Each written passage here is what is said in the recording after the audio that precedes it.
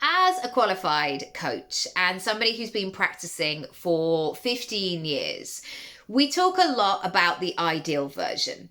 Firstly, I always want to know what the ideal version is because I can feel it. I can sense it when people are giving an answer that is kind of lukewarm. It's kind of the thing they want, but it's not really.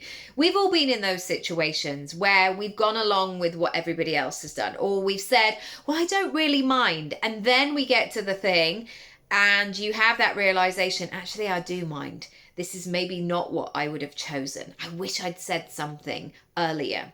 And this is the relationship I want you to have with your goals. I want you to go all in on the ideal version. Now, what might happen next is you then look at the ideal version on your piece of paper. And you might have to take a moment because your ideal version and your current version, where you are right now, it feels like there's a big gaping hole between those two things. And so I want you then to think about what your next version is and to begin to break this down. So if you were training for a marathon, for example, you might be starting thinking, well, I've signed up, I've paid the money, and now I've got to find out how I can run 26 miles. And you've never run before.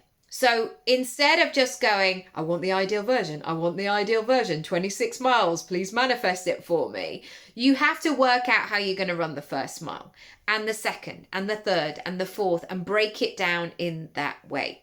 It's exactly the same with your goals. You have to know what the next bit is. You have to understand where the pillars are along the path. Because I tell you what, as soon as you reach the next pillar, the next milestone, and you're there and you're like, oh my goodness, I'm now not there anymore. I've made a move. I've been able to do this. Guess what happens? You begin to feel the benefit of that momentum. You're moving and shaking by this point, and it's like, oh, okay, this is happening. Okay, one foot in front of the other. If I can do that, maybe I can do the next one. And suddenly it becomes about action. It becomes about making the moves to get to the next bit, rather than standing where you are and thinking about the ideal version and going, I can barely see it over there. I don't know where to start. The way that you're going to get what you want is about getting the next thing and moving and shaking. And I know that doesn't fit in with the overnight success thing that we all want to believe, but very rarely is it an overnight success thing. So take the next step.